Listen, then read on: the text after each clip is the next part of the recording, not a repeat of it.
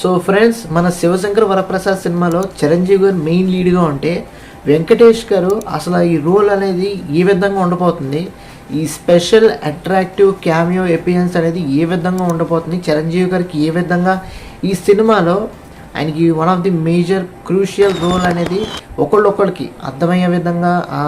పైగా ఇంకోటి ఏంటంటే, సినిమాలో మీరు బిగ్గెస్ట్ స్క్రీన్స్లో చూసుకున్నప్పుడు వీళ్ళిద్దరు ప్రజెన్స్ అనేది ఏ విధంగా మనల్ని అలరించిపోతుంది, దీని గురించి మీరేమనుకుంటున్నారో దాని గురించి కంప్లీట్ కామెంట్ సెక్షన్ అయితే కామెంట్ చేయండి. అదేవిధంగా ఈ సినిమాలో బేసికల్గా వెంకటేష్ గారి రోల్ అయితే లేదు బిగినింగ్లో, బట్ ఎప్పుడైతే అనిల్ రావిపూడి గారు చిరంజీవి గారికి స్టోరీ చెప్తున్నప్పుడు ఇక్కడ ఒక పర్సన్ ఉంటే బాగుంటుంది కదా, ఇక్కడ ఒక క్యారెక్టర్ ఉంటే బాగుంటుంది కదా అని చెప్పేసి, ఒక క్యామియో రోల్ ఉంటే బాగుంటుంది అని చెప్పేసి చిరంజీవి గారు సజెషన్ ఇవ్వడంతో అనిల్ రావిపూడి గారు వెంటనే రైటర్స్తో కూర్చొని వెంకటేష్ గారి రోల్ని అయితే రాసి అక్కడ మనకి ప్లేస్ చేయడం జరిగింది. అందుకే ఈ శివశంకర్ వరప్రసాద్ సినిమాకి అట్రాక్షన్గా మన విక్టరీ వెంకటేష్ గారు రావటం కానీ, ఆయన ప్రజెన్స్ ఇవ్వటం కానీ, ఇందులో పైగా మీరు చూసుకున్నట్లయితే మేజర్ అప్డేట్స్ అయితే మాస్ సాంగ్ ఉండబోతుంది వీళ్ళిద్దరి మధ్యలో, అదేవిధంగా మాస్ ఫైట్ ఉండబోతుంది.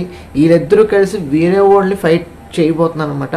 అంటే చిరంజీవి గారికి మనకి ఒక ఎపీరియన్స్, ఒక సపోర్టివ్గా వెంకటేష్ గారు వచ్చి ఈ విధంగా ఫైటింగ్ అనేది చాలా అద్భుతంగా అయితే ఉండబోతుంది. మనం బిగ్గెస్ట్ స్క్రీన్స్లో చూసుకున్నప్పుడు వింటేజ్ పీపుల్ ఎవరైతే ఉన్నారో వీళ్ళిద్దరు సినిమాలు బాగా చూసి బాగా ఇష్టపడి పేపర్లు ఇవ్వటం కానీ, హంగామా చేయటం కానీ ఆ రోజుల్లో చేశారు థియేటర్స్లో. అలాంటి వైబ్రేషన్స్ అన్నీ కూడా ఇప్పుడైతే వీళ్ళిద్దరూ బిగ్గెస్ట్ స్క్రీన్స్లో అనిల్ రావిపూడి గారు మనకైతే చూపించబోతున్నారు. సో ప్రతి ఒక్కళ్ళు కూడా ఈ సినిమా చూడటానికి అయితే ప్రయత్నించండి. మన శివశంకర్ వరప్రసాద్కి పండగకి వస్తున్నారంటే డెఫినెట్గా Sankranti is going to be blockbuster movie అవుతుంది, అందులో డౌట్ లేదు. ఇది రాసి పెట్టుకోండి.